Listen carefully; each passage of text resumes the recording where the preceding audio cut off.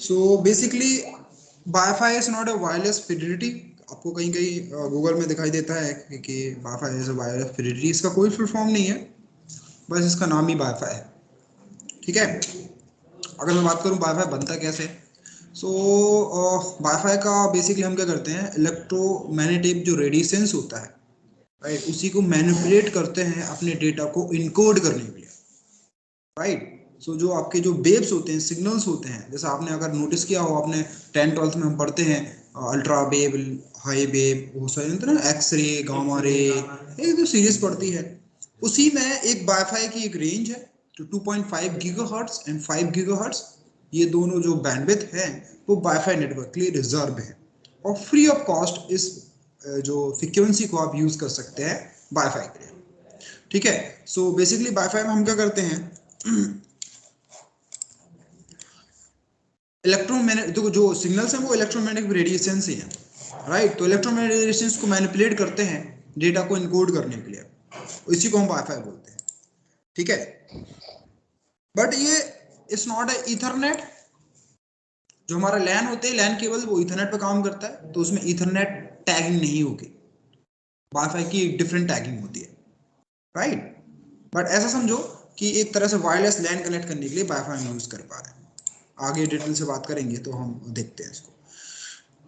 और जो वाईफाई का स्टैंडर्ड होता है वो है 802.1q, इसका वाईफाई स्टैंडर्ड है, सॉरी 802.11।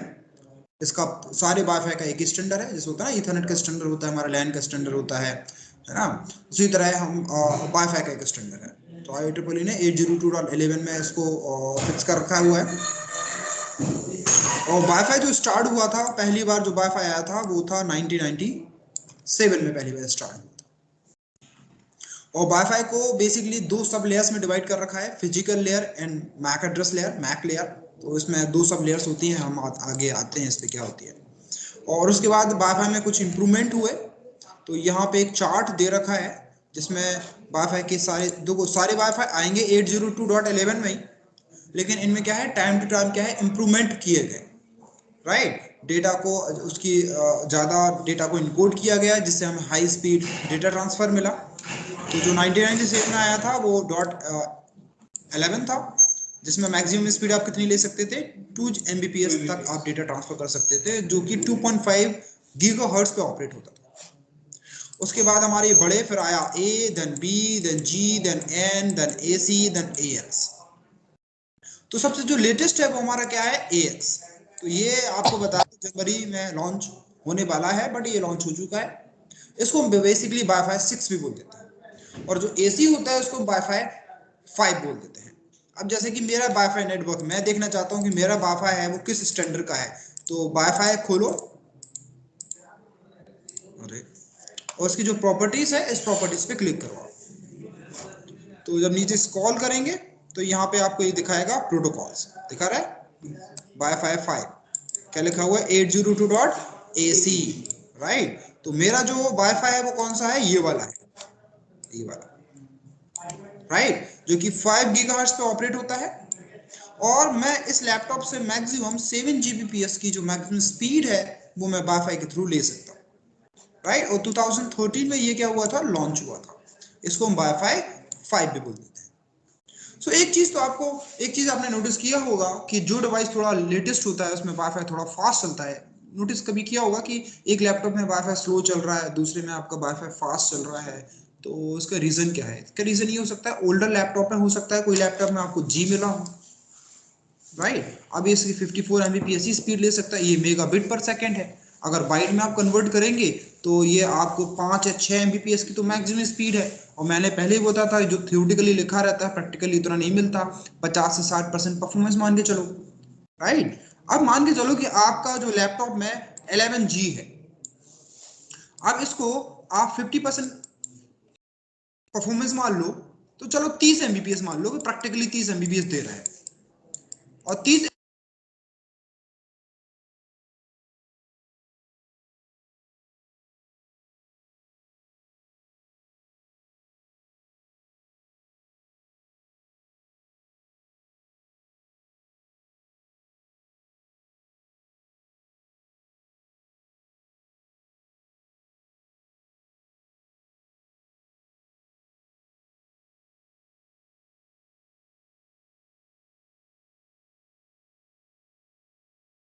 हेलो। अबुल कलाम ये सबको ही म्यूट कर दिया।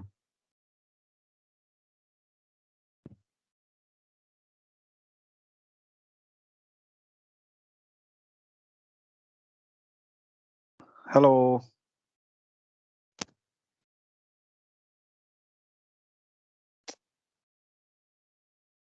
हेलो। अरे सर को क्यों म्यूट कर दिया यार?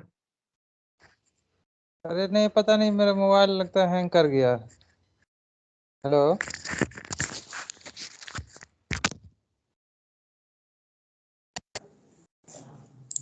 भाई मुझे ही म्यूट कर दिया है। सर हैंग हो गया था सर, एक्चुअली नेटवर्क नहीं था तो मैं। चलो कोई बात नहीं, चलो ठीक है। ये दिख रहा है कि मैग्नीफाई करूं? ये स्टैंडर्ड दिख रहा है? तो नहीं दिख रहा है यस तो सर। आना था ना ये। अब मेरा बा अब दिख रहा है, ये पढ़ो किस स्टैंडर्ड का यस सर। मेरा पास है, निकाल 802.11ac। एसी। एसी है मेरा, राइट। अब यहाँ पे देखो एसी कौन सा है, ये वाला। अगर आप अभी नया लैपटॉप खरीदेंगे तो आपको क्या मिलेगा, EX मिलेगा, उसमें और अच्छा चलेगा वाईफाई, राइट। अब 7 Gbps भी सफिशिएंट होता है। अगर आपको आप 50% परफॉर्मेंस भी मान लें इसका, तो 3 से 4 Gbps तक गिरी सी गिरी कंडीशन में मुझे वो दे देगा, क्योंकि वाईफाई स्ट्रेंथ भी डिपेंड करता है। वाईफाई दूर होगा तो आपके निक कार्ड को ज्यादा पावर ट्रांसमिट करना पड़ेगा, राइट। और एक चीज ध्यान रखना कि वाईफाई के सिग्नल जितने कम होंगे आपकी बैटरी उतनी ज्यादा ड्रगिंग होगी, क्योंकि उसको डेटा ट्रांसमिट करने के लिए स्ट्रॉन्ग सिग्नल जनरेट करना पड़ेगा। पास में होगा तो कम पावर के साथ जनरेट करेगा तो भी पहुंच जाएंगे। तो आप नोटिस करें, अगर आपके मोबाइल में सिग्नल्स लो हो तो आपकी बैटरी जल्दी डाउन होती है, क्योंकि आपके स्मार्टफोन भी सेम फंडामेंटल पे काम कर रहा है जो वाईफाई है, राइट। वो भी उसी फ्रीक्वेंसी भी इलेक्ट्रोमैग्नेटिक वेव्स को यूज कर रहा है डेटा को मैनिपुलेट करने के लिए, ये भी सेम, ठीक है। सो आजकल देखो ये जो ABC आपको ये है ना, ये आपको कहीं दिखाई नहीं देंगे। ये आपको दिखाई देंगे कोई लैपटॉप होगा 15 साल पुराना तकरीबन, अगर ये स्टैंडर्ड आपको दिखाई देते हैं। आप अपने मोबाइल में भी देख सकते हैं, पता है। जैसे आप मोबाइल में भी, अगर मैं अपना वाईफाई का प्रॉपर्टीज में जाके मैं देख सकता हूँ कि मेरे स्मार्टफोन का जो वाईफाई है, देखो यहाँ पे डिटेल में जाओ,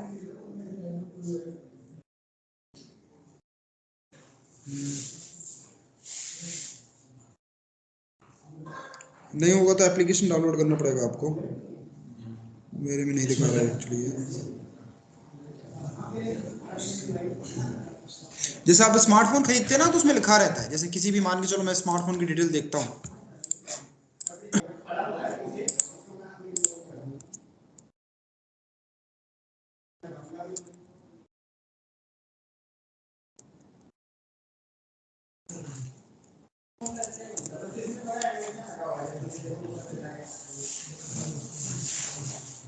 देखो ये देख दे रहा है स्टैंडर्ड में, क्या बोल रहा है, ABGNAC&6 दिख रहा है ना, वाईफाई 6।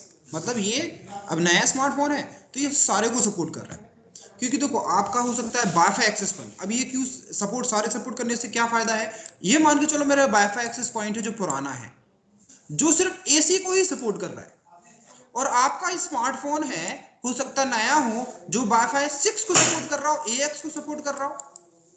तो अगर ये सिर्फ AX को सपोर्ट कर रहा है तो आप AC से कनेक्ट नहीं कर सकते, उस टाइम लिमिटेड कनेक्टिविटी दिखा देगा। शायद आपके साथ ऐसा कोई सिनेरियो बहुत रेयर केस में हुआ होगा कि आपने वाईफाई कनेक्ट किया, वाईफाई कनेक्ट हो गया लेकिन नो इंटरनेट दिखा रहा है, क्योंकि दोनों का जो वाईफाई स्टैंडर्ड वो मैच नहीं हुआ, राइट। ये कब केस में आएगा, जब आपका होम बेस मॉडेम नया हो, आपका स्मार्टफोन पुराना हो, या फिर आपका होम बेस मॉडेम जो वाईफाई मॉडेम बहुत पुराना हो, आपका स्मार्टफोन नया हो, राइट। जैसे यहाँ पे एक सिस्को का एक्सेस पॉइंट था, मैंने अपने स्मार्टफोन को जब कनेक्ट किया तो वो कनेक्ट नहीं हो रहा था, क्योंकि शायद वो बहुत ओल्डर था, शायद A B को सपोर्ट कर रहा हो सकता है मेरे स्मार्टफोन ने A B दिया ही ना हो, राइट। अब ये जो स्मार्टफोन है ये सबको सारे बैंड दे रहा है, इसका मतलब क्या है कि आप इसको किसी भी हॉटस्पॉट होगा, मतलब वाईफाई एक्सेस पॉइंट से कनेक्ट कर सकते हैं, क्योंकि ये ओल्डर को भी सपोर्ट कर रहा है, न्यू को भी सपोर्ट कर रहा है, राइट। तो ये डिसाइड करता है कि आपने डिवाइस जो आपकी नई है पुरानी है, उसके हिसाब से ये चीजें डिसाइड होती हैं। तो आपको इतना पुराना याद रखने की जरूरत नहीं है, बस ये स्टैंडर्ड जो है 2, ये 3 याद कर लेना, ये थोड़ा सा सही है। कौन सा? एन, एसी और एएक्स। एसी को हम बोलते हैं वाईफाई 5, एएक्स को बोलते हैं वाईफाई 6, राइट। और ये जो एन जो है काफी होम बेस मॉडल में आपको दिख जाएगा। जी बी कोई सपोर्ट नहीं करता। जी बी, ए ओ बी जी जो होंगे ना, वो ऐसे डिवाइस होंगे जो कम से कम 15 साल से ऊपर पुरानी है। और मुझे लगता है कि ऐसा कोई डिवाइस आज जिंदा होगा जो 15 साल से पुराना हो। कभी रेयर केस में, जैसे सिस्को का एक एक्सेस पॉइंट था अभी रखा हुआ है, वो चलता है। लेकिन प्रॉब्लम ये है कि उस वाईफाई एक्सेस पॉइंट से मोस्ट, जब वाईफाई जब डिस्ट्रीब्यूट करते हैं तो आधे से ज्यादा लोग बोलते हैं कि इंटरनेट नहीं चल रहा। क्योंकि नहीं चल रहा? क्योंकि वो ए बी जी सपोर्ट करता है। और आजकल किसी भी स्मार्टफोन में ए बी जी एन आता ही नहीं है, इसलिए वो चालू कंडीशन में होने के बावजूद भी उसको बंद कर दिया, क्योंकि आधे से ज्यादा लोग कंप्लेन करते हैं कि भाई इंटरनेट नहीं चल रहा। ठीक है, यहाँ पे आपको फ्रीक्वेंसी से ये मतलब जैसे 2.4 है तो मतलब कितनी रहेगी? नहीं, हाँ, ये एक्चुअली दोनों फ्रीक्वेंसी पे ऑपरेट होते क्या है कि हम डेटा को ज्यादा इनकोड करना चालू कर देते हैं तो ज्यादा स्पीड मिल जाती है। और जैसे इसमें 5 लिखा है तो मतलब ये 5 का मतलब होगा 5 गीगाहर्ट्ज पे ऑपरेट होता है, 2.4 मतलब 2.4 गीगाहर्ट्ज पे ऑपरेट होता है। हाँ, मतलब 5 पे ही करेगा। हाँ, जैसे यहाँ पे जो एसी लिखा है ये 5 पे ही करेगा, 5 पे। बिल्कुल। और ये 2.4 टू 5। हाँ, ये दोनों पे ऑपरेट करेगा। ठीक है, अब जैसे कि मेरा लैपटॉप, जब मैंने जो वाईफाई कनेक्ट कर रखा है वो 5 गीगाहर्ट्ज पे ऑपरेट हो रहा है। अभी यहाँ पे आप देखेंगे ये 5 गीगाहर्ट्ज पे ऑपरेट हो रहा है। ये 5 का मतलब एक्चुअली यहाँ पे प्रॉपर्टीज में दिखाता है, आपके स्मार्टफोन में दिखा देगा। अगर ये 2.4 होगा तो मेरा यहाँ पे n दिखाई देगा। जैसे प्रॉपर्टी में जाऊंगा ना, यहाँ पे n दिखाई देगा, क्योंकि मेरा लैपटॉप n को भी सपोर्ट कर रहा है, AC को भी सपोर्ट कर रहा है, BG को भी सपोर्ट करता है। तो ये जो मोड होते हैं अपने आप चेंज कर लेते हैं। ठीक है, जैसे आप हॉटस्पॉट चालू करें तो भी आपसे पूछता है ना वो। तो जैसे अगर मैं मोबाइल हॉटस्पॉट में जाके, सॉरी, यहाँ पे प्रॉपर्टीज में जाऊं, मैं आता हूँ 2.5 एंड 5 गीगाहर्ट्ज क्या होते हैं, का भी हॉटस्पॉट चालू करूंगा तो यहाँ से मुझसे भी पूछता है। ये देखो, कैंसिल यहाँ पे आता है, 1 मिनट।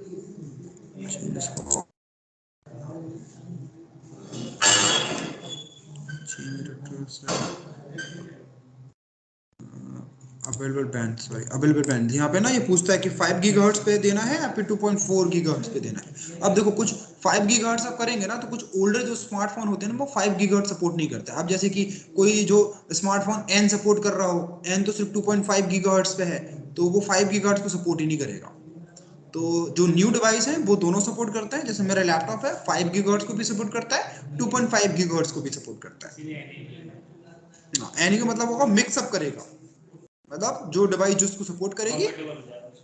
लेकिन देखो 5 गीगाहर्ट्ज की जो रेंज होती है वो कम होती है, बट स्पीड ज्यादा होती है। इस पे मैं आता हूँ डिटेल से, ऐसा क्यों होता है। और 2.5 गीगाहर्ट्ज की जो होती है रेंज ज्यादा होती है, बट स्पीड कम होती है। अब ऐसा समझो कि ये जो गीगाहर्ट्ज है ना, ये सिग्नल्स है, ये up and down up and down up and down हो रहे हैं। तो जिसकी जो वेवलेंथ, हमने देखा था ना, फ्रीक्वेंसी एंड वेवलेंथ, फ्रीक्वेंसी बढ़ेगी तो वेवलेंथ कम हो जाएगी, और जितनी ज्यादा फ्रीक्वेंसी होगी अब उतना ही ज्यादा डेटा इनकोड कर पाएंगे। तो हाई फ्रीक्वेंसी पे डेटा को ज्यादा इनकोड कर पाएंगे तो हाई स्पीड डेटा ट्रांसमिशन हो पाएगा, राइट। जो मतलब 5 गीगाहर्ट्ज है, ज्यादा अप एंड डाउन हो रहा है। 5 गीगाहर्ट्ज का मतलब होगा कि 1 सेकेंड में 1 गीगाहर्ट्ज में 10 की पावर 7, मतलब 5 अरब, शायद 5 अरब या 50 अरब, 1 सेकेंड में 5 अरब बार अप एंड डाउन हो रहा है। उसी अप एंड डाउन में हम 0-1 को इनकोड करते हैं डेटा ट्रांसमिशन करने के लिए, राइट। तो आपका मैंने बताया था केबल्स में तो आपका डेटा सिग्नल्स की फॉर्मेट में ही जाता है, राइट। उसी तरह वायरलेसली सिग्नल्स के फॉर्मेट में जा रहा है वायरलेसली। तो 5 गीगाहर्ट्ज मतलब तकरीबन, मैं श्योर नहीं हूँ कि शायद 5 अरब है या 50 अरब है, ऐसे कुछ है। तो 1 सेकेंड में वो 5 अरब बार अप एंड डाउन होता है 5 गीगाहर्ट्ज का मतलब। 2.5 गीगाहर्ट्ज का मतलब कि 2.5 अरब बार चेंज होगा। ठीक है,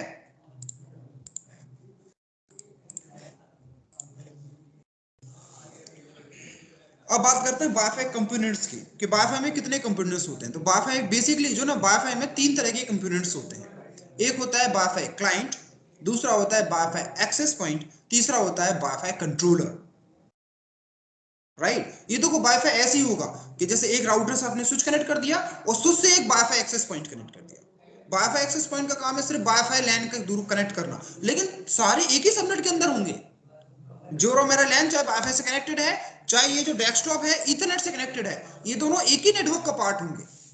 बस जो फिजिकल मीडिया है वो भर चेंज है। केवल फिजिकल मीडिया में ये मैंने केबल से कनेक्ट कर रखा है इसको, और इसको मैंने वाईफाई से कनेक्ट कर रखा है, लेकिन ओवरऑल जो आपकी जो टैगिंग होती है वो सिर्फ मेरे लैपटॉप और वाईफाई के बीच की टैगिंग अलग है लेयर 2 में, क्योंकि यहाँ पे तो स्विच काम नहीं कर रहा। तो लेयर 2 के जो फ्रेम होंगे, क्योंकि जो स्विच होते हैं वो ईथरनेट पे काम करते हैं, अब जो वाईफाई है वो ईथरनेट नहीं है, राइट। तो इनके जो फ्रेम टैगिंग होंगे लेयर 3 में कोई चेंजेस नहीं होगा, लेयर 3 बिल्कुल डिक्टो होगा, लेकिन लेयर 2 में जो फ्रेम टैगिंग होंगे वो चेंज हो जाएंगे। वो ईथरनेट का फ्रेम टैग नहीं करेगा, राइट, वाईफाई का फ्रेम टैग करेगा। मैक एड्रेस तो होगा, डेफिनेटली मैक एड्रेस होगा, लेकिन फ्रेम टैगिंग अलग हो जाएगी। और एक सिक्योरिटी भी होती है, वाईफाई सिक्योरिटी। वाईफाई सिक्योरिटी का मतलब होगा कि मेरे लैपटॉप और वाईफाई एक्सेस पॉइंट के बीच की सिक्योरिटी, क्योंकि देखो वाईफाई जो है वो अलग तरीके से काम करते हैं। लैन में क्या हो रहा है कि मैंने इसको लैन से कनेक्ट कर रखा है, मैं इससे जो भी डेटा ट्रांसमिट करूंगा ये मेरे स्विच में ही जाएगा। अगर कोई यूजर वहां पे बैठा हुआ है तो उसको देख नहीं सकता, लेकिन वाईफाई इस तरह से काम नहीं करते। मेरे जो मैं सिग्नल को ट्रांसमिट कर रहा हूं वो चारों तरफ जा रहे हैं और वाईफाई एक्सेस पॉइंट को रिसीव हो रहे हैं। ये सिग्नल ऐसा नहीं होगा सिर्फ वाईफाई एक्सेस पॉइंट की तरफ जा रहे हैं, चारों तरफ सिग्नल ट्रांसमिट कर रहा है, राइट। और वाईफाई एक्सेस पॉइंट रिसीव कर रहा है, वाईफाई एक्सेस पॉइंट जो सिग्नल ट्रांसमिट कर रहा है वो चारों डायरेक्शन में जा रही है, और वो मेरा लैपटॉप भी रिसीव कर रहा है। तो सिग्नल ट्रांसमिट कैसे होते हैं, जैसे पानी में पत्थर फेंकते हैं आप तो गोल वेव्स बनती है, उसी तरह से ही सिग्नल ट्रांसमिट हो रहे हैं, वो चारों तरफ हो रहे हैं। इसमें पानी में तो आपको सिर्फ 2 वे डायरेक्शन में वेव दिखाई देती है, लेकिन एक्चुअली यहाँ पे पूरा 3D में वेव्स चालू हो रही बन रही है। अब ये जो वेव ट्रांसमिट कर रहा है, मैं वहां पर स्कैनर लगा के देख भी तो सकता हूं मैं डेटा क्या ट्रांसफर कर रहा हूं। अगर मैं वाईफाई में सिक्योरिटी प्रोवाइड नहीं कराऊंगा, मेरे वाईफाई में तो data end to end encrypt करना पड़ेगा। एक तो एप्लीकेशन की सिक्योरिटी होगी और दूसरी एक वाईफाई सिक्योरिटी होगी, ठीक है। तो अभी मैं कोशिश करता हूं समझाने की कि जो वाईफाई होते हैं वो ईथरनेट से अलग तरीके से काम करते हैं, भले आपका नेट एक ही जैसा चल रहा है, राइट। इसलिए कि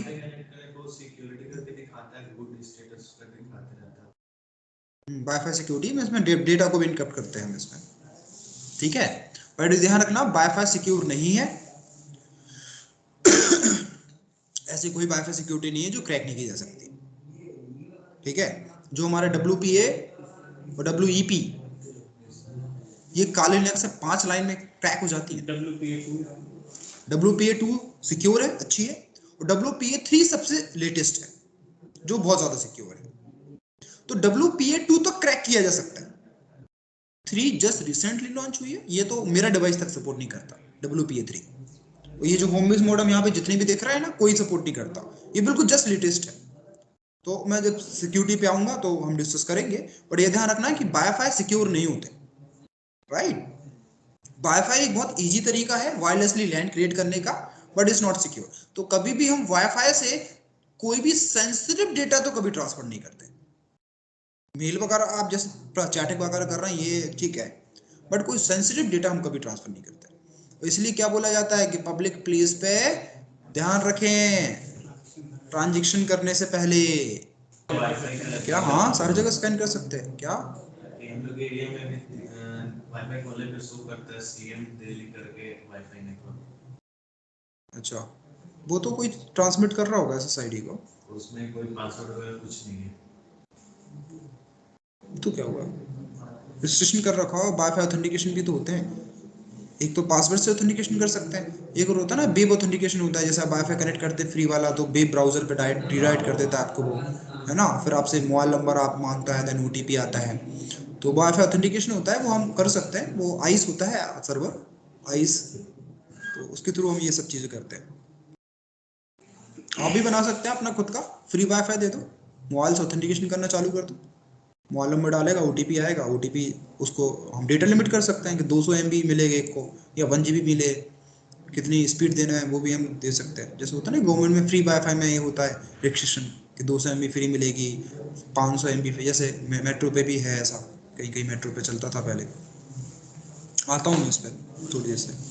तो बेसिकली है ना, वाईफाई में 3 कंपोनेंट्स होते हैं। कौन से? वाईफाई क्लाइंट, पहले तो वाईफाई क्लाइंट समझते हैं। वाईफाई क्लाइंट का मतलब होगा एंड पॉइंट डिवाइस, मतलब कि उससे डेटा पास नहीं होगा, उससे वाईफाई नहीं जाएगा। जैसे मेरा लैपटॉप है, क्या कर रहा है, वाईफाई से कनेक्टेड है, इससे वाईफाई ट्रांसमिट नहीं हो रहा, राइट। तो वाईफाई क्लाइंट जो होंगे, तो वाईफाई क्लाइंट, जैसे मेरा लैपटॉप वाईफाई क्लाइंट है, आपका स्मार्टफोन वाईफाई क्लाइंट है, प्रिंटर वाईफाई क्लाइंट है, तो ये सारे डिवाइस कहलाएंगे वाईफाई क्लाइंट, राइट। तो क्लाइंट का मतलब क्या होगा, and point for data, and wifi data do not pass through the client, इससे पास नहीं करेगा, ठीक है। और जो वाईफाई क्लाइंट जो होते हैं उनका डेटा ट्रांसमिट भी आपने नोटिस किया एक, कि कभी आप लैपटॉप बैटरी से चलाओ तो थोड़ा स्लो चलता है, चार्जिंग में चलाओ तो वाईफाई अच्छा चलता है, शायद आपने कभी ना किया होगा लेकिन ये थोड़ा बहुत फील हुआ होगा आपको। तो होता क्या है कि अमान के चलो मेरा डिवाइस जो है बैटरी से चल रहा है, अब बैटरी से चल रहा है तो वो हमेशा हर डिवाइस में ये डिफॉल्ट कॉन्फ़िगरेशन सेटिंग होती है कि पावर को कम से कम वेस्ट करना, क्योंकि बैटरी पे चल रहा है। तो होता क्या है कि आपका जो ओएस होता है ना, निक कार्ड को भी बोलता है कि कम पावर यूज कर, तो कम पावर यूज करेगा तो डेफिनेटली डेटा ट्रांसमिशन में आपका थोड़ा स्लो चलेगा आपका नेट। तो बैटरी में अगर आप चला रहे हैं तो वाईफाई स्लो चल सकता है, पावर में चलाएंगे तो आपका वाईफाई फास्ट चलता है। और आपके लैपटॉप में जितने एंटीनास होंगे, क्योंकि देखो जो वाईफाई का ट्रांसमिशन रिसीविंग हो रहा है वो एंटीनास से हो रहा है, तो आपके डिवाइस में जितने ज्यादा एंटीनास होंगे वाईफाई उतना फास्ट चलेगा, क्योंकि अगर मेरे पास दो एंटीना से मैं दो जगह से रिसीव करके डेटा को प्रोसेस कर रहा हूं, राइट। तो इसका मतलब क्या है, मोर एंटीनास फास्टर वाईफाई, ठीक है। दूसरा कंपोनेंट है जिसको बोलते हैं वाईफाई एक्सेस पॉइंट। सो वाईफाई एक्सेस पॉइंट का मतलब होता है जो वाईफाई ट्रांसमिट करेगा, जो वाईफाई के सिग्नल को ट्रांसमिट करेगा, जैसे कि ये वो क्या है, वाईफाई एक्सेस पॉइंट। अब देखो ये जो है ना, ये वाईफाई एक्सेस पॉइंट भी है, ये राउटिंग कर भी रहा है, ये राउटर भी है, ये स्विचिंग भी कर रहा है, और छोटा सा फिल्टर डिवाइस भी है ये। तो ये कॉम्बिनेशन है सारी चीजों का। लेकिन जब आप कॉर्पोरेट में जाएंगे तो इस तरह का एक वाईफाई आपको लगा दिखाई देगा, उसमें राउटिंग नहीं कर सकते आप ना, उसमें डीएससीपी रन होगा, उसका काम है सिर्फ वाईफाई को ट्रांसमिट करना। तो जब बड़े नेटवर्क आते हैं तो हम ये डिवाइस सिर्फ वाईफाई एक्सेस पॉइंट होती है। अब ये क्या है, ये वाईफाई एक्सेस पॉइंट भी है और राउटिंग भी कर रहा है, राइट। लेकिन सिस्को के कुछ वाईफाई एक्सेस पॉइंट आते हैं, जैसे कि मैं यहाँ पे दिखाऊं, सिस्को वाईफाई एक्सेस पॉइंट, ठीक है, ये कुछ इस तरह से दिखाई देते हैं आपको। ये इनका काम है सिर्फ वाईफाई को देना, इनमें आप राउटिंग वगैरह नहीं कर सकते, ना इसमें आप डीएचसीपी कॉन्फ़िगर कर सकते हैं। जैसे ये इस तरह के होते हैं, ये सारे वाईफाई एक्सेस पॉइंट है, ये भी वाईफाई एक्सेस पॉइंट है। और ये काफी एक्सपेंसिव भी होते हैं, सस्ते महंगे हर तरह के आते हैं। हाँ बिल्कुल, सस्ते महंगे हर तरह के आते हैं, ठीक है। डिपेंड करता है कि कितना कवरेज चाहिए आपको, कितने यूजर्स हैं आपके, इस हिसाब से हम हार्डवेयर परचेस करेंगे, राइट। बढ़िया सर, चार्जिंग डिवाइस मतलब कंपनी पहले यही यूज करती है। नहीं अभी भी यूज करते हैं। हम भी कंपनी देख रही थी जियो का 15 यूजर उसमें। अच्छा,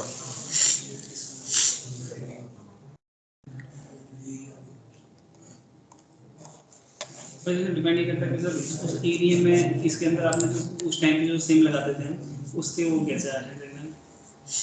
सिम से वो तो 4G से कनेक्टेड है ना, 4G के इंटरनेट को फिर वाईफाई के थ्रू ट्रांसमिट कर रहा है। ये कई टाइप के आ सकते हैं एक्सेस पॉइंट। तो एक्सेस पॉइंट एक तरह से क्या है, ब्रिज की तरह काम कर रहा है वायरलेस एंड वाइड नेटवर्क के बीच में। मतलब कि एक्सेस पॉइंट क्या कर रहा है, देखो वो एक्सेस में लगा है, उसके पीछे से केबल जाइए, उसी एक्सेस में मेरा लैपटॉप कनेक्टेड है, तो मेरे यहां से दोनों के बीच में क्या है, वायरलेसली कनेक्टिविटी है, और वो वायरलेस, वो वाईफाई एक्सेस पॉइंट वायर के थ्रू कनेक्टेड है स्विच से। तो वो क्या कर रहा है, एक तरह से ब्रिज का काम कर रहा है वायरलेस नेटवर्क और वायर्ड नेटवर्क के बीच का। मतलब वो वायर्ड नेटवर्क और वायरलेस नेटवर्क को कनेक्ट करने का काम कर रहा है, लेकिन आपका data and the last wire से ही जाएगा। ऐसा नहीं है कि कई लोग समझते हैं मेरा वाईफाई से ही इंटरनेट चल रहा है, मेरा गूगल तक मैं वाईफाई के थ्रू जा रहा हूँ, ऐसा नहीं है। वाईफाई का जो ट्रांसमीटर है सिर्फ मेरे इस लैपटॉप और उस वाईफाई एक्सेस पॉइंट के बीच का है केवल, उसके बाद आपका जो फ्रेम टैगिंग उसी जैसी है जो अभी तक हम पढ़ के आए हैं। लेयर 2 में वही टैगिंग होगी, लेयर 3 में वही होगी, लेयर 4 में वही टैगिंग होगी। उसी तरह जो हमने राउटिंग पढ़ी वही सेम सारे प्रोसेस चलते रहेंगे। जो टैगिंग चेंज होगी वो केवल उस डिवाइस से हमारे बिल्कुल इस एक्सेस पॉइंट तक की चेंज होगी, वो भी सिर्फ लेयर 2 फ्रेम टैगिंग, सारे फ्रेम्स नहीं। मतलब वो ईथरनेट फ्रेम के ऊपर ही एक वाईफाई का फ्रेम ऐड कर देता है और वो वहां जाकर रिमूव हो जाता है, और उसके बाद फिर नॉर्मल वही ईथरनेट टैगिंग और आईपी हेडर टैगिंग चल के आपका डेटा इंटरनेट तक जाता है। ठीक है, वो बात अलग है कि जैसे वैन में जाएगा तो वैन में आईएसपी एमपीएलएस यूज करता है, तो जैसा फ्रेम टैगिंग यहां से स्टार्ट होता है वैसे की वैसा फ्रेम टैगिंग वो गूगल तक डिलीवर कर देता है, तो गूगल को भी लगता है कि मैं डायरेक्टली कनेक्टेड हूं मेरे कस्टमर से। ठीक है, तो उसको उसकी पब्लिक आईपी पता चलती है, उसको उसकी पब्लिक आईपी पता चल जाती है। ये समझ में आया? तो एक्सेस पॉइंट कई टाइप के हो सकते हैं, centralise manage, individual manage, quality wise भी अलग अलग टाइप के हो सकते हैं। 2.5 गीगाहर्ट्ज, 5 गीगाहर्ट्ज, इंडोर हो सकते हैं, आउटडोर हो सकते हैं, बट ये है वाईफाई एक्सेस पॉइंट। मतलब ये देखने में आकार में कुछ हो सकते हैं कि 4 डंडे के साथ आए, कुछ 2 डंडे के साथ आए, कुछ गोल देखे, कोई चपटा देखे, राइट? तो इनके फिजिकल साइज अलग अलग हो सकते हैं, लेकिन ये सारे हैं क्या? वाईफाई एक्सेस पॉइंट है। ठीक है, अब थर्ड कंपोनेंट आता है जिसको बोलते हैं वाईफाई कंट्रोलर। वाईफाई कंट्रोलर को समझने के लिए अब देखो, एक कोई कंपनी है जो 10 फ्लोर की एक कंपनी है, हर फ्लोर पर वाईफाई एक्सेस पॉइंट लगाएंगे। अब एक फ्लोर पे एक से भी काम नहीं चलेगा, कई एक्सेस पॉइंट लगाएंगे। अब मेरी कंपनी में 100 एक्सेस पॉइंट है। अब आपको एक न्यू डिपार्टमेंट के लिए वाईफाई क्रिएट करना है, मान के चलो एक बैकएंड डिपार्टमेंट के लिए वाईफाई बनाना है। अब वो बैकएंड वाईफाई आपको सारे के सारे 100 एक्सेस पॉइंट में जाके बनाना पड़ेगा, क्योंकि हम ये भी तो चाहते हैं कि वो फर्स्ट फ्लोर से लेकर 10th फ्लोर तक आए। तो कुछ वाईफाई एक्सेस पॉइंट को आप रिपीटर की तरह काम कराएंगे, तो जो एक्सेस पॉइंट होते हैं ये रिपीटर की तरह भी काम कर सकते हैं, मतलब वाईफाई को रिपीट कर देंगे ताकि और लॉन्ग डिस्टेंस तक जा सके। सिग्नल स्ट्रेंथ बिल्कुल, यहाँ मैंने वाईफाई क्रिएट किया, अब क्या 10वीं फ्लोर तक जाएगा उसकी स्ट्रेंथ? नहीं जाएगी, राइट? तो मुझे बीच में जो सेकंड फ्लोर पे वाईफाई लगाऊंगा उसको रिपीटर की तरह काम कराना पड़ेगा। ठीक है, तो ये काम सारा आपको मैन्युअली करना पड़ेगा ना। 100 एक्सेस पॉइंट है तो सारे 100 एक्सेस पॉइंट में जाके रिपीटर काम यही करता है कि सिग्नल जब पीक हो रहा होता है उसको रिपीट कर देता है। तो ये जो एक्सेस पॉइंट होते हैं ना, इनको आप रिपीटर की तरह भी काम करवा सकते हैं। अब जरूरी नहीं है कि मैं इसमें इंटरनेट ही कनेक्ट करूं। जैसा वो पहले से याद है कि घरों के बाहर फोनों में रिपीटर जो लगे होते हैं केवल चैनल। अब जैसे मैंने एक वाईफाई यहाँ पे मान के चलो अपरोन के नाम से वाईफाई बना दिया, फर्स्ट फ्लोर पे जाए वो कैच नहीं कर रहा, तो मैं क्या करूंगा, एक नॉर्मल होम बेस मॉडेम लूंगा, इसी अपरोन वाईफाई को रिपीट कर दूंगा तो वो सेकंड फ्लोर तक पहुंच जाएगा। सेकंड फ्लोर पे एक और एक्सेस पॉइंट लगा दूंगा, रिपीटर लगा दूंगा, वो थर्ड फ्लोर तक पहुंचा देगा। इसी तरह हम चाहे जितने फ्लोर्स हों उसमें हम वाईफाई कनेक्ट कर सकते हैं। इसमें भी कुछ प्रॉब्लम्स आती हैं, लेकिन इंटरनेट टेक्निकल में हमें नहीं जाना। सर तो रिपीटर के साथ हमें बूस्टर भी लगाना पड़ेगा सर? बूस्टर को ही रिपीटर बोलते हैं। बूस्टर क्या होता है बताओ?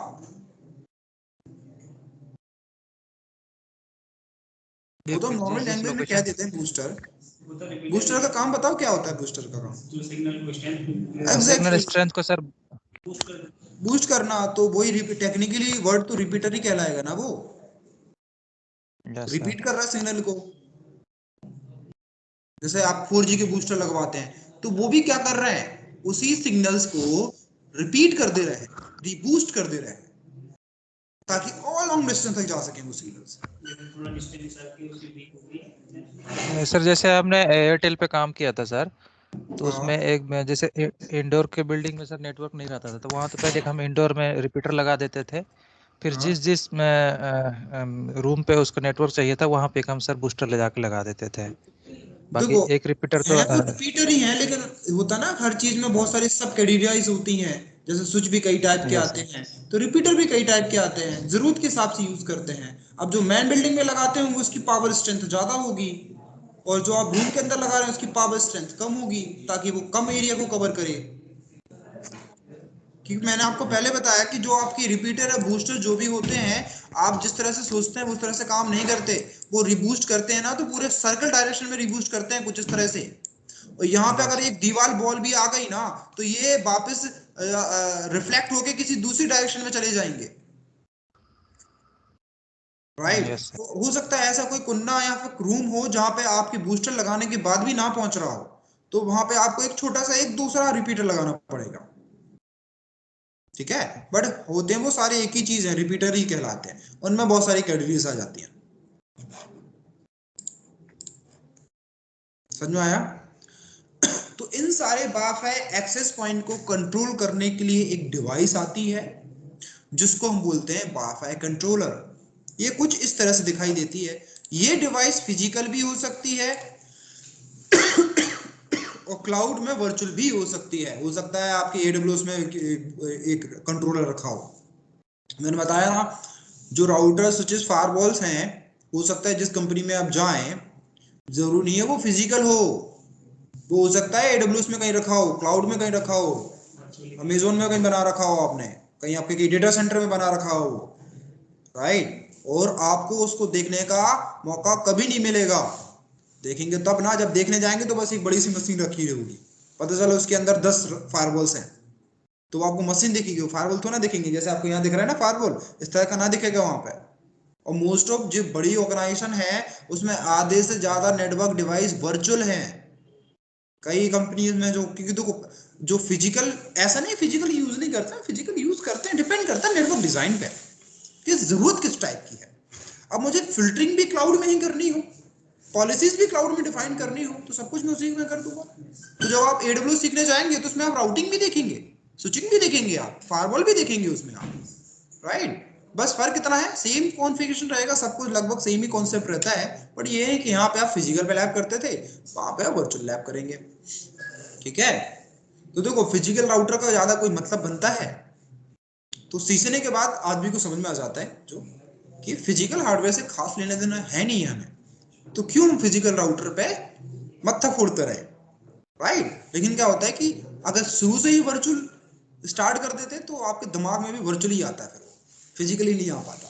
तो स्टार्टिंग में जो ऐसे प्रोसेस होते हैं उनको ऐसा हम बोलते हैं कि भाई पहले तो फिजिकल पे करो, आप फिजिकल पे जब कर पाएंगे तब आपको वर्चुअल समझ में आ पाएगा। कि कई लोगों को वर्चुअल समझाना बहुत मुश्किल होता है, ठीक है। और आजकल सारी चीजें इसी पे रन कर रही हैं क्योंकि हम हार्डवेयर में कॉस्ट ज्यादा होती है। हम हमेशा ऐसा काम करेंगे ना जिसमें कॉस्ट का कटिंग हो, राइट। हाँ, बहुत सारे इतना होता ही नहीं उनके पास, ना उनके पास इतना पैसा है कि भाई 10-10 लाख के फायरवॉल्स खरीद सकें, लेकिन बिना उनके काम नहीं हो पाएगा। अगर कोई बिना नेटवर्क सिक्योरिटी के काम करना चालू कर दे और किसी भी, मान के चलो हैकर को या फिर कोई सस्पिशियस पर्सन को पता चल जाए, वो तो साइबर अटैक कर देगा। बहुत सारे, देखो अभी आपको लग रहा है कि साइबर अटैक करना कोई बड़ी बात होती है, आप 2-4 साल रुको इसी फील्ड में, थोड़ा सा अपनी नॉलेज गेन करो, ये कोई बहुत बड़ी बात नहीं होती। मतलब बड़ी बात होती है, लेकिन क्या होता है कि जब नॉलेज हो जाती है तो फिर हो सकता है उस टाइम बड़ी बात नहीं। अब बहुत सारी ऑर्गेनाइजेशन साइबर अटैक कर सकते हैं, तो छोटी छोटी ऑर्गेनाइजेशन होती है, ये इतना सिक्योर नहीं होती। जैसे अप्रॉन है, अप्रॉन में तो काफी हद तक सिक्योर है। अब जैसे कि कॉल सेंटर्स हैं, है ना, इतना ज्यादा सिक्योरिटी पे ध्यान नहीं रखते, आप इनके पूरे डेटा में घुस सकते हैं, ठीक है। लेकिन उस लेवल तक पहुंचने के लिए थोड़ा टाइम लगेगा, अभी तो नहीं जा पाएंगे। लेकिन जैसे आप अपनी पढ़ाई को कंटिन्यू रखेंगे, अगर आप नेटवर्क सिक्योरिटी फील्ड शायद अपने करियर बनाते हैं, जैसे आप क्लाउड साइड जाते हैं, तो आपको उसको खास लेने देना नहीं है नेटवर्क सिक्योरिटी से, क्योंकि आपका डिफरेंट ट्रैक हो गया, ठीक है। ट्रैक सारे ठीक है, सैलरी वैली सब ठीक ठाक मिल जाएगी, आपका फैमिली चल जाएगी आपकी, ठीक है। इस फील्ड में इतना है कि ये आप कमा खा लेंगे, एंड द लास्ट एक गाड़ी और घर तक मिल जाएगा, रिटायरमेंट तक, समझा। तो नॉर्मल एक लाइफ जी सकते हैं। ये मत समझना मैं अरबपति बन जाऊंगा इस फील्ड में काम करते हुए, राइट। जब तक ये देखो, कोई भी नौकरी में आपको करोड़पति नहीं बना सकती, कोई भी जॉब नहीं बना सकती, आपको बिजनेस ही करना पड़ेगा। लेकिन क्या होता है कि आईटी में ये फायदा हो जाता है कि 15-20 साल जब हम जॉब करना चालू करते हैं तो हमें बहुत एक्सपीरियंस हो जाता है, हमारी लिंक्स भी अच्छी हो जाती है, तो आपके दिमाग में कोई ना कोई स्टार्टअप का प्लान आ जाता है, कोई ना बिजनेस चालू कर लेते हैं। अब जैसे आपको क्या लगता है कि जो फ्लिपकार्ट चालू किया, ये लोग ने ऐसे चालू कर लिया? भाई ये ना सालों जॉब की है, पहले मार्केट को समझा है। ऐसा नहीं है कि 2 महीने की ट्रेनिंग कर ली और बिल्कुल दिमाग में आ गया कौन सा फ्लिपकार्ट चालू कर देता हूँ मैं, ऐसा नहीं है। सालों जॉब की, उन्होंने बहुत एक्सपीरियंस लिया है, बहुत अच्छे लेवल पे काम किया है, तब जाके उसके दिमाग में आया, राइट। तो ऐसा नहीं होगा कि मान के चलो कि आप गांव में छोटे शहर में हैं, आप कुछ भी नहीं पता, आप आपके दिमाग में कोई आइडिया आ जाए, भगवान आइडिया डाल दे और आप करोड़पति बन जाए, ऐसा नहीं होता भाई। आपको इसी तरह से ही जॉब स्टार्ट करनी पड़ती है। जरूरी नहीं है कि किसी टेक्निकल में स्टार्ट करो, आप कहीं भी स्टार्ट करो, और धीरे धीरे समाज जो आसपास जो चीजें चल रही हैं उनको, बस जो इंसान की जरूरत है वही जरूरत पूरा करना चालू कर दो, आप बिजनेसमैन बन गए, ठीक है। तो यही है। और और ध्यान रखना तकरीबन 15 साल तक इंडिया का मार्केट काफी बूमिंग मार्केट है। ऐसा नहीं कि अभी स्टार्ट करो, आप 10 साल बाद भी स्टार्ट करेंगे ना तो आपका बिजनेस सक्सेस होगा। मतलब जो टाइम यूएस साइड जो 1960 और 70 का दशक चलता रहा उस टाइम यूएस में जितनी भी कंपनी ने अपना बिजनेस स्टार्ट किया था मोस्ट ऑफ सक्सेस हुई थी, राइट। वही टाइम अभी इंडिया में है। 2010 के बाद जो भी, एक्चुअली 10 मान लो, 7 और 8 के बाद मान लो चलो, क्योंकि 8 में रिसेशन था, तो 2010 के बाद अच्छा पॉजिटिव है। 2010 के बाद जिसने जो भी स्टार्ट किया उसमें तकरीबन 50 से 60% लोग सक्सेस हुए हैं। स्टार्ट करने का मतलब ये नहीं होता कि 2-4 लोग मिल गए कहीं से पैसे जुगाड़ लिए, ऐसा नहीं है। पहले आप जॉब करो और उसके लिए लाखों का इन्वेस्टमेंट नहीं चाहिए होता भाई। 2-3-10 लाख से कोई स्टार्टअप नहीं होता चालू, करोड़ों का चाहिए होता है। लेकिन जब आप बिजनेस आइडिया लेंगे, बिजनेस आइडिया का मतलब क्या होता है कि उस काम को करने के लिए आपको हर तरह की टेक्नोलॉजी होना चाहिए या आपकी टीम को पता होना चाहिए, मतलब कि आप पूरा काम कर सकें, किसी थर्ड पार्टी की जरूरत ना पड़े आपको।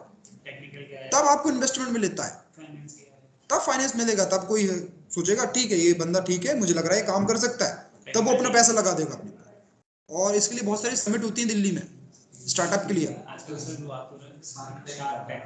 ना, ऐसे बहुत सारे प्लेटफॉर्म है जहां अपना आइडिया को ले जा सकते हैं। और भारत पे जिन लोगों ने किया है तो वो लोग अच्छा, फंडिंग कर रहे हैं 5 जो लोग फंड देने आ गए तो विदाउट लिंक कोई किसी को फंड नहीं मिलता। नहीं सर, वो एक जैसे नॉर्मली एक चैनल वो केवल सोनी को देखते हैं आपका आइडिया कैसा है, चलेगा आगे नहीं, मतलब वहाँ पे लोग भी वैसे आते हैं दिल्ली में काफी अच्छे, जैसे रोबोटिक्स का है कोई, हाँ ऑलरेडी वो तो, हाँ पहले से उनको, जिनका मतलब है मार्केट अच्छा है उन्हीं को करेंगे सपोर्ट। अभी जीरो पे कोई है तो दूसरों को करेंगे अपना इन्वेस्टमेंट।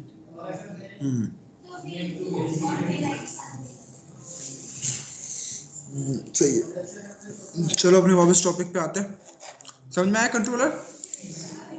तो वाईफाई कंट्रोलर का काम होता है सभी एक्सेस पॉइंट को कंट्रोल करना। अब जैसे मुझे बैकएंड नाम का एक वाईफाई बनाना है तो मैं वाईफाई कंट्रोलर में क्रिएट करूंगा और सारे एक्सेस पॉइंट में अपने आप बन जाएगा। कोई डिलीट करना है सारे एक्सेस पॉइंट अपने आप डिलीट हो जाएगा। किसी यूजर्स को कंट्रोल करना है या मैक एड्रेस देना है तो हम एक साथ कंट्रोल कर सकते हैं, ठीक है। और ये जो एक्सेस पॉइंट होता है ना, ये पहले तो कमांड लाइन के आते थे। सोचो ये वाईफाई एक्सेस पॉइंट भी इसको कमांड लाइन के थ्रू देता था पहले, लेकिन आजकल तो ग्राफिकल भी आ रहा है, कमांड लाइन भी आ रहा है। मतलब आप देखो होता क्या है, ग्राफिकल कमांड लाइन जैसे न्यू राउटर्स आ रहे हैं ना, वो भी ग्राफिकल कमांड लाइन दोनों आ रहा है, कुछ कुछ मॉडल नंबर्स हैं। तो जो जो बेसिक कॉन्फ़िगरेशन होता है ना वो हम ग्राफिकल से कर लेते हैं, लेकिन ट्रबल शूटिंग कमांड लाइन से ही होती है। जैसे कि ये चेक पॉइंट है, सारा कुछ ग्राफिकल है, राइट, लेकिन इसमें भी ट्रबल शूटिंग कमांड लाइन से ही होती है, क्योंकि कमांड लाइन से ट्रबल शूटिंग ईजी हो जाती है।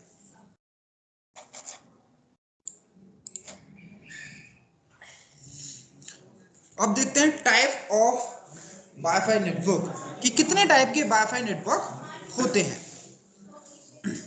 तो पहला होता है जिसको बोलते हैं एडहॉक्स। एडहॉक्स में क्या होता है कि दो वाईफाई आपस में डायरेक्टली कनेक्टेड होंगे। जैसे मैं अपने लैपटॉप से हॉटस्पॉट चालू करूं और अपने स्मार्टफोन को कनेक्ट कर लूं, तो किस तरह का वाईफाई नेटवर्क होगा? एडहॉक्स टाइप का होगा कि एक कोई जैसे wifi client communicate directly point to point, no access point involve, right. ज्यादा हम यूज करते भी क्योंकि हम हॉटस्पॉट से बहुत सारी फाइल वगैरह शेयर करते हैं, यूज करते हैं इसको बोलेंगे एडहॉक्स। दूसरा आएगा इंफ्रास्ट्रक्चर। इंफ्रास्ट्रक्चर का मतलब होगा कि बीच में कोई एक्सेस पॉइंट यूज किया जाएगा। जैसे कि मैं अभी कौन सा यूज कर रहा हूं? Infrastructure type wifi network use कर रहा हूं, इंफ्रास्ट्रक्चर, ठीक है। तीसरा होता है हमारा मैस। मैस में क्या होता है कि बीच में हो सकता है कि कोई रिपीटर भी आ जाए। जैसे मैं हो सकता है कि मैं कनेक्टेड हूं किसी एक वाईफाई से, तो मैं रिपीटर से कनेक्टेड हूं, रिपीटर दूसरे एक्सेस पॉइंट से कनेक्टेड है, राइट। उसको क्या बोलेंगे? उस टाइप के नेटवर्क को मैश टाइप का नेटवर्क कहलाएगा। अब यहाँ पे कुछ डेफिनेशंस होती है, वाईफाई डेफिनेशन, तो उनको थोड़ा सा पढ़ लेते हैं। नेटवर्क टाइप समझ में आया? वाईफाई नेटवर्क टाइप, एडहॉक्स, मैश और इंफ्रास्ट्रक्चर। और यहाँ पे कुछ डेफिनेशंस होती है। सबसे पहला है बीएसएस। बीएसएस होता है basic service set. Basic service set का मतलब होता है कि भाई मैंने वाईफाई बनाया तो उसका रेंज क्या होना चाहिए, ये कहां कहां तक रिसीव होना चाहिए। अब जैसे कि मान के चलो मैंने फर्स्ट फ्लोर पे एक एचआर नाम का वाईफाई बनाया, मैं चाहता हूं कि वो जो HR वाईफाई है फर्स्ट फ्लोर और सेकंड फ्लोर तक मिले। फर्स्ट फ्लोर में इस रूम से लेकर उस रूम तक मिले और सेकंड फ्लोर में वॉशरूम से लेकर फर्स्ट रूम तक मिले। मतलब इतनी मिनिमम रिक्वायरमेंट है, राइट। तो ये क्या कहलाएगा मेरा BSS, बेसिक सर्विस सेट, ठीक है। दूसरा होता है हमारा VSSID। तो जो एक्सेस पॉइंट का मैक एड्रेस होता है उसको बोलते हैं BSSID।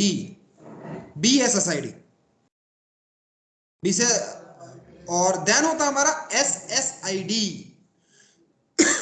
SSID होती है service set identifier.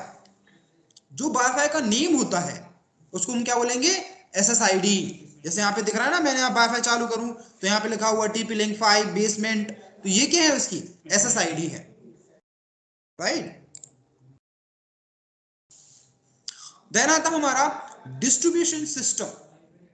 Distribution system का मतलब होता है कि जो हमारा वायरलेस नेटवर्क वायर्ड नेटवर्क से कनेक्टेड है, जहां से वायर्ड नेटवर्क कनेक्टेड है वो हमारा कहलाएगा डिस्ट्रीब्यूशन सिस्टम। जैसे कि मैं उससे कनेक्टेड हूं तो मेरा वो डिस्ट्रीब्यूशन सिस्टम है, ठीक है। देन आता हमारा ESS, extended service set, right. तो पढ़ो क्या है, एक collection of the access point connected to the same DS, right, and offering the same WLAN। अब इसका मतलब ये होगा कि मैं मान के चलो मैंने एक स्विच लिया, इस स्विच से मैंने फर्स्ट फ्लोर पे एक वाईफाई कनेक्ट कर दिया, सेकंड फ्लोर पे मैंने वाईफाई कनेक्ट कर दिया, राइट। तो यहां पर कोई स्मार्टफोन कनेक्टेड है, ये वायरलेसली कनेक्टेड है। तो ये जो आपको दिख रहा है ये हमारा इसके बाद क्या कहलाएगा distribution system.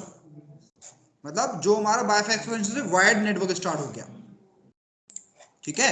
Extended service set क्या होगा, collection of the access point, मतलब इन दोनों का जो कलेक्शन होगा वो कहलाएगा एक्सटेंडेड सर्विस सेट। जैसे मान के चलो कि मैंने 10 वाईफाई एक्सेस पॉइंट में सेम HR वाईफाई बना के रखा हुआ है, तो जो 10 आपकी रिपीटर एक्सेस पॉइंट हैं वो कहलाएंगे एक्सटेंडेड सर्विस सेट, राइट। समझ में आया। उसी तरह हमारा ESSID होता है, इसको बोलते हैं एक्सटेंडेड सर्विस सेट, ये भी हमारा EASS जैसा होता है। सारी टर्मिनोलॉजीज क्लियर हुई। तो बेसिकली क्या होता है कि ये जो टर्मिनोलॉजीज का हम यूज करके, देखो मैंने बताया ना कि आप हर एक चीज को एक्सप्लेन नहीं कर सकते ना, कोई एक एग्जैक्ट टर्मिनोलॉजी होना चाहिए। अब जैसे कि मैं बोलूं कि SSID क्या रखना है, SSID क्या है, अब मैं ये पूछूंगा वाईफाई का नाम क्या रखना है, ऑकवर्ड नहीं लगेगा, सीधा बोलूंगा SSID क्या है, राइट। अब मैं पूछूंगा, अब मुझे पूछना है कि रेंज कहां तक रखना है, तो मैं पूछूंगा उसका BSS कितना होगा, राइट। तो बताएगा भाई BSS का रेंज जो होगा वो फर्स्ट फ्लोर होगा। इसी तरह हम इन टर्मिनोलॉजीज को यूज करते हैं चीजों को डिफाइन करने के लिए, ठीक है।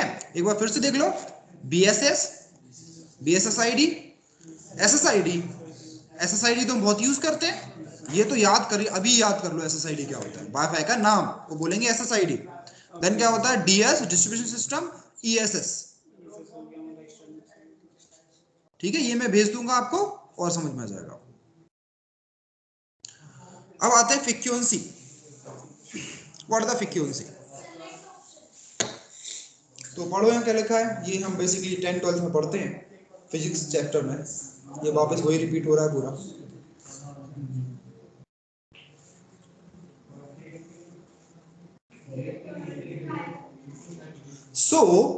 एक इंटरवल में, इंटरवल एक सेकंड का भी हो सकता है, 1-2 सेकंड का भी होता है, एक इंटरवल में कोई चीज कितनी बार चेंजेस हो रही है उसको बोलते हैं फ्रीक्वेंसी, ठीक है। और फ्रीक्वेंसी को मेजर करने की जो यूनिट है वो क्या है, हर्ट्ज। तो एक हर्ट्ज मतलब क्या होगा, 1 चेंजेस पर साइकिल पर सेकंड। मतलब एक पूरा साइकिल करने में, मतलब एक सेकंड में कितने साइकिल वो पूरे चेंजेस कर रहा है उसको बोलेंगे 1 हर्ट्ज। 2 साइकिल कर रहा है तो बोलेंगे 2 हर्ट्ज। एक सेकंड में 2 साइकिल चेंज कर ले रहा है तो 2 हर्ट्ज। 5 साइकिल चेंज कर ले रहा है तो 5 हर्ट्ज, राइट। समझ में आया फ्रीक्वेंसी। तो यही जो है यही फ्रीक्वेंसी होती है, up and down, up and down, up and down. दूसरे आते हैं what the radio frequency, right. तो रेडियो फ्रीक्वेंसी क्या है? इज इलेक्ट्रोमैग्नेटिक रेडिएशन है, राइट। मतलब ऐसा रेडिएशन जिसमें इलेक्ट्रिकल और मैग्नेटिक दोनों प्रॉपर्टीज है। मतलब ऐसे सिग्नल्स जिसमें इलेक्ट्रिक प्रॉपर्टी भी है, इलेक्ट्रिकल प्रॉपर्टी भी है और मैग्नेटिक प्रॉपर्टी भी है। जैसे कि हमारे 4G 5G ये भी क्या है? रेडियो फ्रीक्वेंसी है ये, राइट। आपका रेडियो जो वॉकी टॉकी वो भी क्या है? रेडियो फ्रीक्वेंसी है। FM रेडियो फ्रीक्वेंसी है, ठीक है। और जिससे आप टीवी देखते हैं, टीवी से सिग्नल्स हैं वो भी रेडियो फ्रीक्वेंसी है, ठीक है।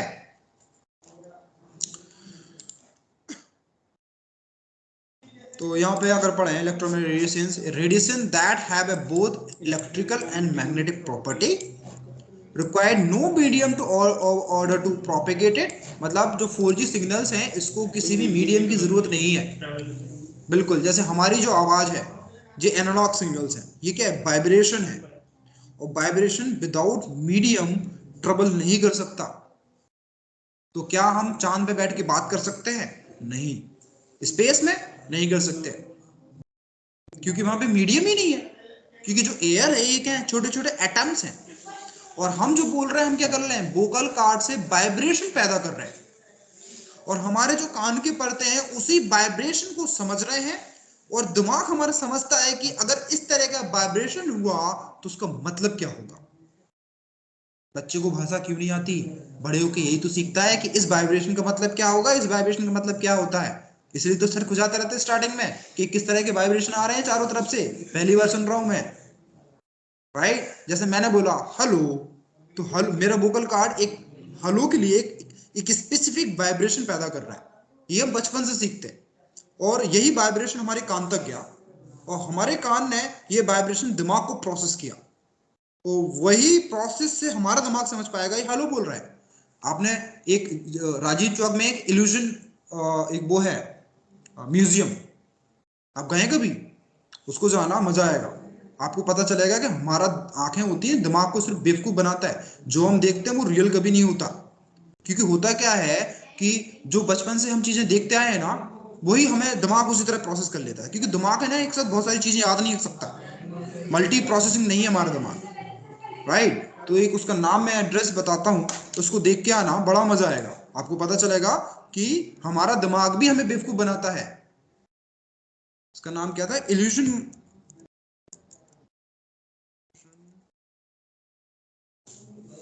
म्यूजियम, म्यूजियम, हाँ यही है आई थिंक। हाँ ये राजीव चौक में ही है, कनॉट प्लेस। हाँ कनॉट प्लेस राजीव चौक, ये इसका एड्रेस है। सस्ता टिकट है, 70-80 रुपए का होगा। अच्छा 500 रुपए?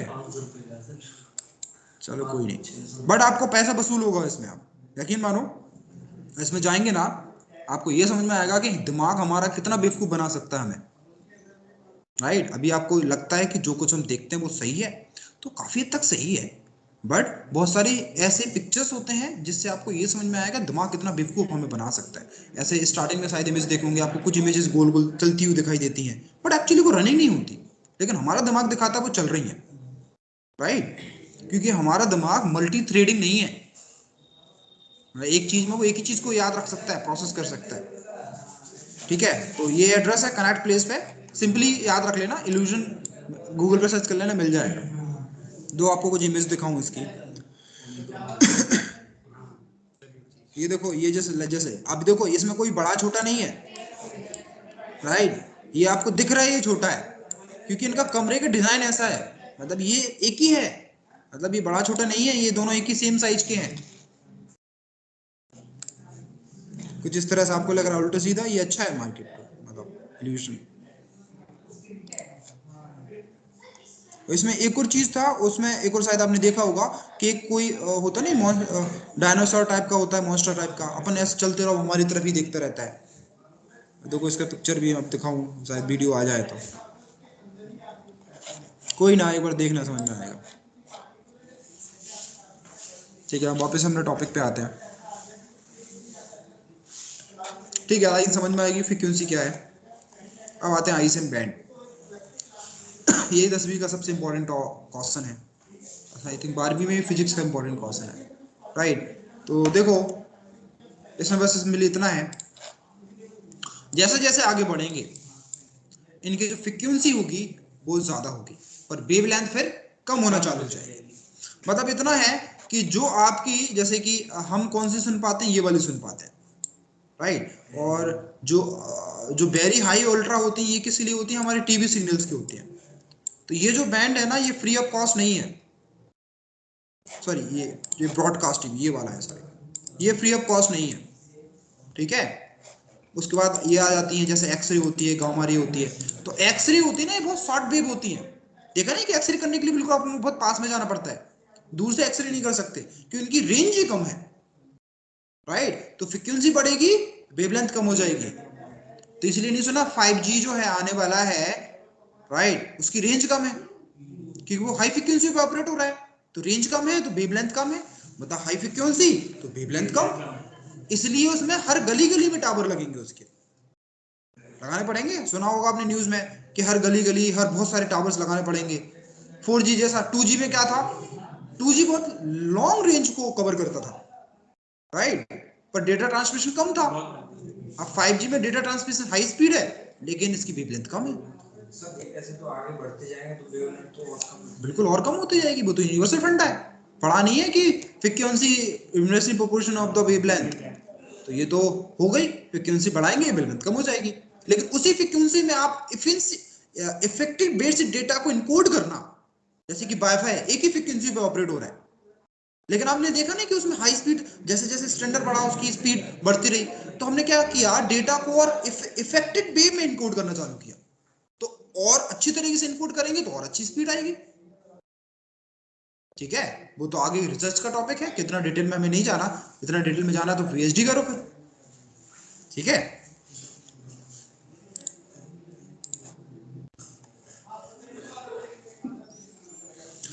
ठीक है, सो अब आते हैं मॉड्यूलेशन।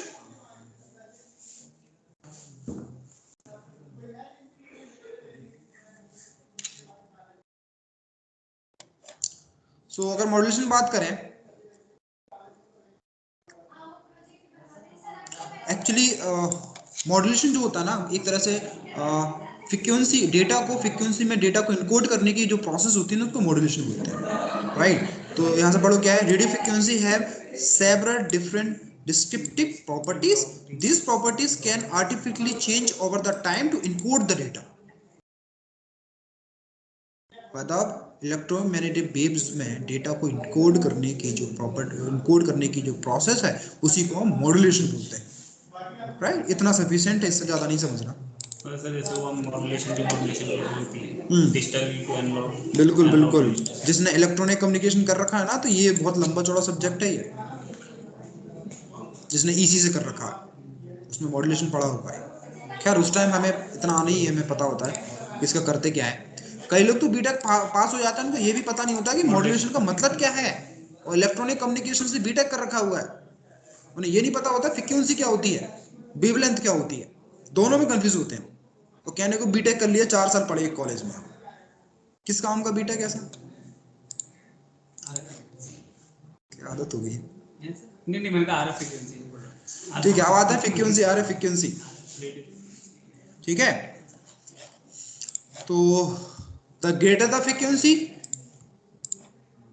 वही चीज मैं जो बता रहा था, greater the frequency more data then can be encoded into wifi signals, right, यही मतलब है इसका। तो जो हमारी होती है उसी में हम ये इस डेटा को इनकोड करते हैं, बिल्कुल। और 2.5 गीगाहर्ट्ज का मतलब क्या है, इतने चेंजेस पर सेकेंड, कितना हो गया ये,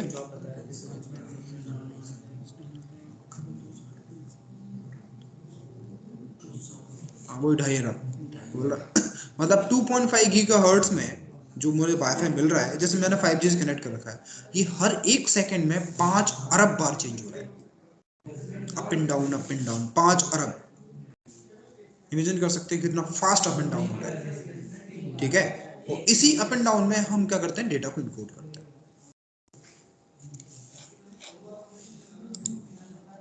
ये वेवलेंथ मैं बता ही चुका हूँ, वही वेवलेंथ है नेक्स्ट है। वेवलेंथ मतलब क्या होगा कि दोनों वेव्स के बीच में जो डिस्टेंस है वो हमारी वेवलेंथ कहलाती है। वेवलेंथ ज्यादा, फ्रीक्वेंसी कम। वेवलेंथ कम, फ्रीक्वेंसी हाई। और होता है जिसको बोलते हैं एम्पलीट्यूड। एम्पलीट्यूड मतलब कि दोनों का बीच का एक एवरेज जो निकलता है एम्पलीट्यूड, क्योंकि जो वेवलेंथ होगी वो ऐसा नहीं होगी जैसा कि एक ही होंगी, जैसे कि ये जा रहा है, एक पहली वेव बहुत अप है, then second up and down, इस तरह चलता रहता है। देन फेज मतलब होता है कि मल्टीपल सिग्नल्स को मेजर करके एक करना, दैट कॉल्ड फेजिंग।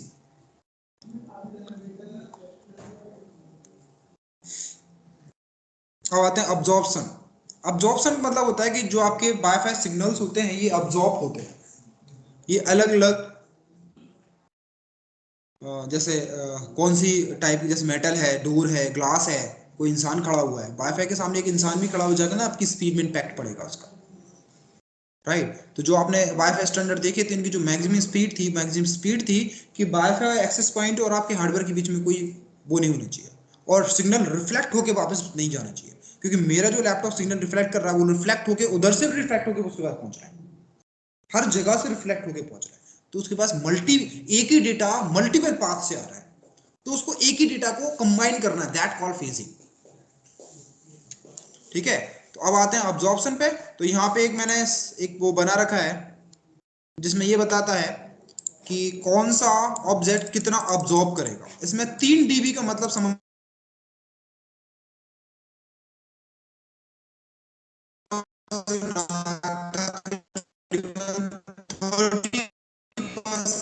जो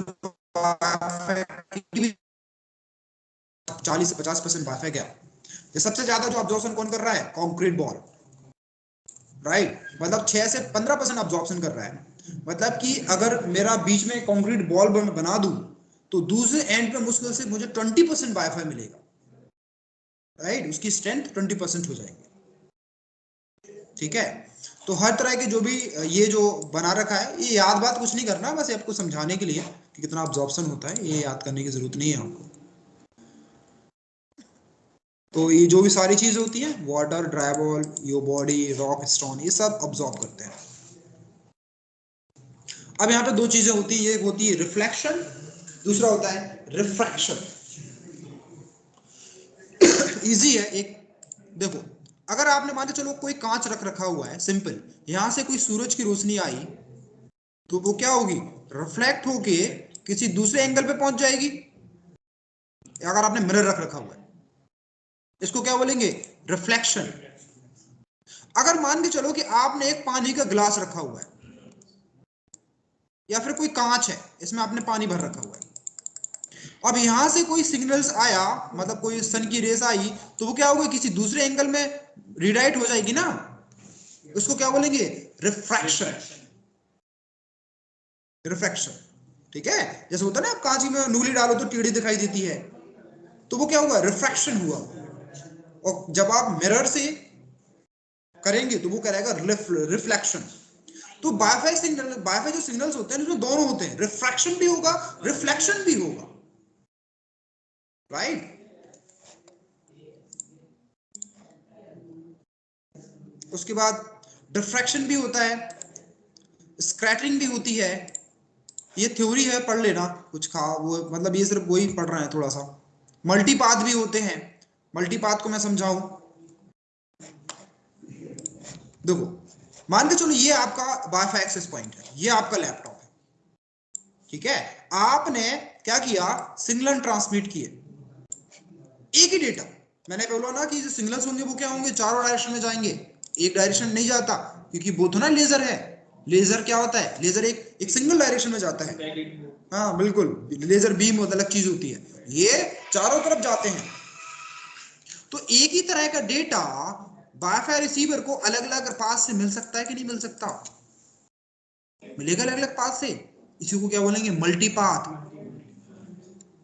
तो इन सारी चीजों का ध्यान रखना होता है जब आप वाईफाई नेटवर्क को डिजाइन करते हैं, कि रिफ्लेक्शन हो रहा है, कहां से होगा, मल्टीपाथ तो नहीं जा रहा, राइट। क्योंकि इन सारी चीजों से आपके वाईफाई स्पीड को इंपैक्ट पड़ती है, ठीक है। तो सर सिंगल पाथ पे जाएगा तो स्पीड बेटर रहेगी। बिल्कुल अच्छी रहेगी, क्योंकि उस हार्डवेयर का हमने थोड़ा काम कम कर दिया। अभी भी सर सिंगल पाथ में जा रहा हो। हाँ बिल्कुल, अभी सिंगल पाथ होगा, मतलब मल्टी पाथ जा रहा होगा, लेकिन जो उसको सबसे बेस्ट मिलता है वो उसको रखता है, बाकी ड्रॉप कर देता है। जैसे यहाँ पर भी 2 पाथ है तो वो जो बेस्ट मिल रहा है उसी को। हाँ, वो एक्चुअली इनकी खुद की मैकेनिज्म होती है वाईफाई एक्सेस पॉइंट की, कि किसको रखना है किसको ड्रॉप करना है। अब आते हैं हम वाईफाई चैनल्स पे।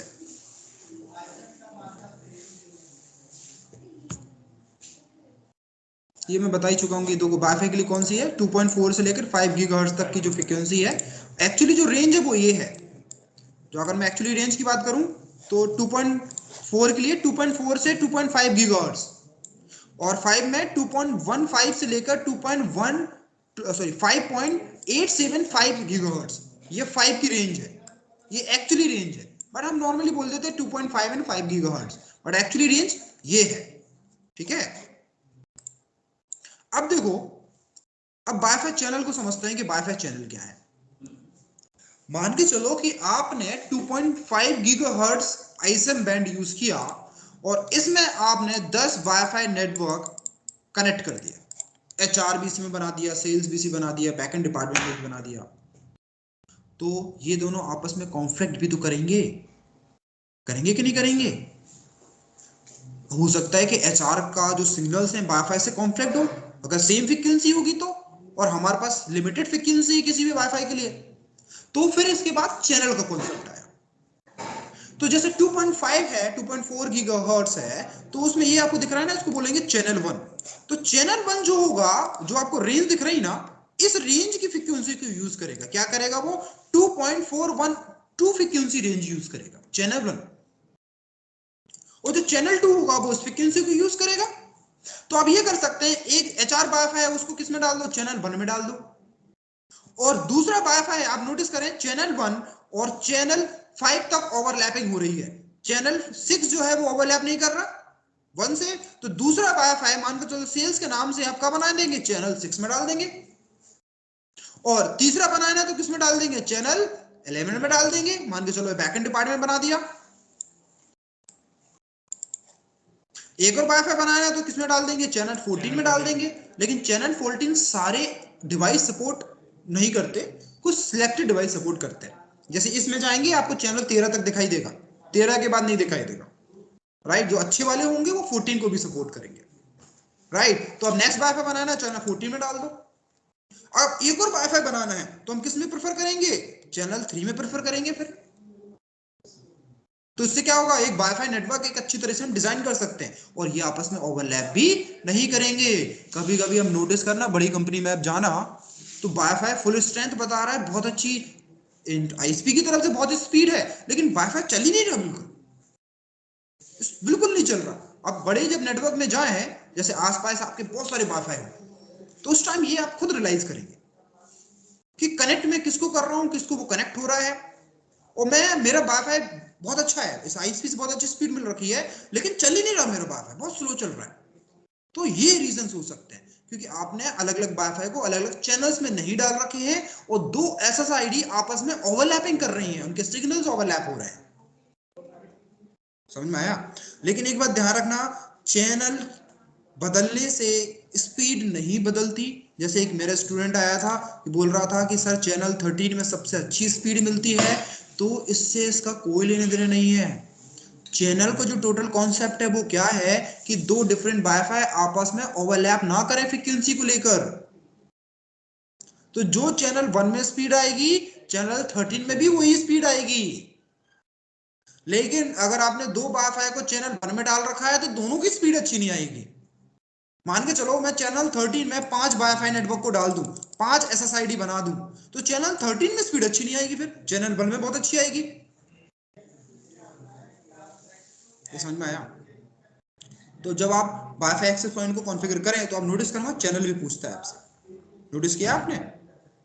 नहीं किया तो घर पे जाके उसका एक्सेस लेना और देखना कि चैनल आ रहे हैं उसमें, और ये भी देखना है कि वो 14 सपोर्ट कर रहा है कि नहीं कर रहा। ठीक है, 13 तक तो 100% मिलेंगे, मैं 100% बोल सकता हूँ, 13 तक आपको दिखाई देंगे, 14 में भी दिखाई दे, में भी ना दिखाई दे।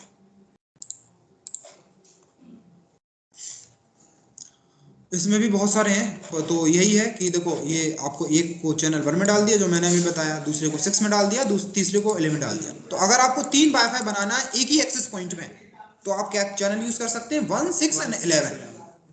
और इन चैनल्स में डालने से ये वाईफाई कभी भी ओवरलैप नहीं करेंगे, अच्छे से चलेंगे, ठीक है।